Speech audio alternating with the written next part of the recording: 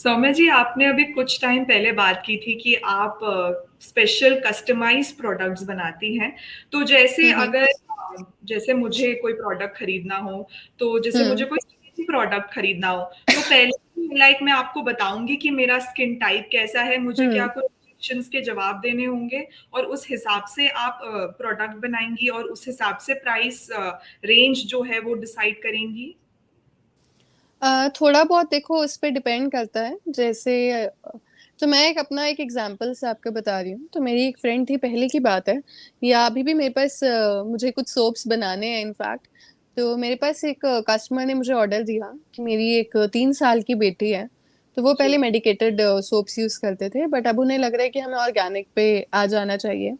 तो डॉक्टर ने उनको 3 से 4 इंग्रेडिएंट्स बोले कि आप almond oil, coconut oil, aloe vera, ये 3 चीजें जो है वो मुझे अपनी डॉटर के ऊपर यूज करना है, तो आप कोई ऐसा सोप बना दो। ठीक है। अच्छा। सो फर्स्ट ऑफ ऑल मैं तो सोप बनाती हूँ उसके लिए, बट उन्होंने मुझे इंग्रेडिएंट्स बोला है, और उन्होंने बोला कि मिल्क आप उसमें डालो, ये 4 चीजों का मुझे सोप बनाना है। सो अब मैं उन इंग्रेडिएंट्स का यूज करके बनाऊंगी। हम्म। अगर कुछ ऐसा होता जो बहुत ही डिफरेंट है ऑल हम्म। टुगेदर, तो मैं उनसे एक्स्ट्रा पैसे चार्ज कर लेती, बिकॉज मैं कस्टमाइज्ड बना रही हूँ। बट अभी थोड़ा बहुत कस्टमाइजेशन है, तो मुझे पता है कि मैं कितने में सोप बेचती हूँ, तो मैं वो उनको प्राइस दे देती हूँ। कभी कभार आपको ऐसा लगता है कि बहुत ज्यादा कोई एक्स्ट्रा ऑर्डिनरी इंग्रेडिएंट कोई आपको हम्म। कस्टमर डिमांड कर रहा है, तो आप थोड़े बहुत प्राइस उसके हिसाब से आप मैनेज कर सकते हैं। जी। बट आपको एक प्री सेट पता होता है, और इतना तो हम बफर लेकर चलते हैं जी। कि जी। अगर उन्होंने एक और इंग्रेडिएंट बोल दिया तो हम ऐड कर सकते हैं। सो जी। Then again it totally depends upon customer. But customize बनाना एक अपने आप में एक इम्पैक्ट देता है और बहुत अच्छा लगता है। जी, बिल्कुल। तो आप अपने जर्नी के बारे में कुछ बताइए कि आपकी जर्नी अब तक कैसी रही है, और आपके जर्नी का जो सबसे हैप्पीएस्ट मोमेंट रहा है, प्लीज़ हमारे साथ शेयर कीजिए। सारे मोमेंट्स बहुत अच्छे रहे, बट जब मैं इस बिजनेस को स्टार्ट कर रही थी तब मेरे पास काफी सारे रीसेलर्स भी आए थे, तो वो एक मेरे लिए काफी हसल वाला टाइम था। और जो ये मैं बात कर रही हूँ, मैं कोविड टाइम की बात कर रही हूँ।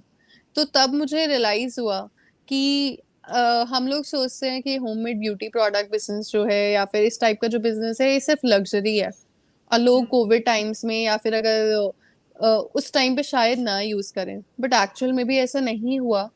तो जितने भी यहाँ पे दर्शक जुड़े हुए हैं, उनको लगता है कि यार कौन यूज करता है। इनफैक्ट मेरे पास इतना सारा कस्टमर बेस मेल्स का भी है, यानी कि लड़कों का भी है, और जो भी, चाहे कोई भी एज ब्रैकेट हो, बट सब लोग बहुत ज्यादा यूज करते हैं। सेकेंडली मेरे पास एक बहुत ही अच्छा मोमेंट रहा था एंटरप्रेन्योरशिप में। मैंने कॉलेज में भी लेक्चर दिया इन सब चीजों के पीछे, काफी सारे स्टूडेंट्स मोटिवेट हुए। थोड़े टाइम पहले कुछ इंटर्न्स भी रखे मैंने। तो ये जी। सब कुछ कुछ मतलब मैं खुद भी जॉब कर रही थी उस टाइम पे, और जॉब के साथ साथ मैंने खुद ने इंटर्न्स रखे, और मैं अपने बिजनेस से उनकी सैलरी निकाल पाई। सो बेस्ट मोमेंट तो नहीं कह सकती, but one of the happiest moments में से एक है कि एटलीस्ट मैं किसी को अपने पास से भी मैं एम्प्लॉयमेंट दे पाई। सो ये छोटी छोटी चीजें आपको काफी आपको अच्छा लगता है। जी। कुछ जब क्लाइंट्स आते हैं वो आपसे खुश होते हैं, आपको फिर से ऑर्डर देते हैं, जी, और बिल्कुल। आप वो कहते हैं कि हमारी प्रॉब्लम सॉल्व हो गई है, या फिर हमारा कुछ स्किन इश्यू सॉल्व हो गया। तो ये कुछ हैप्पीएस्ट मोमेंट्स होते हैं जो आपको मोटिवेट करते हैं कि आप ये बिजनेस अपना कंटिन्यू रखें।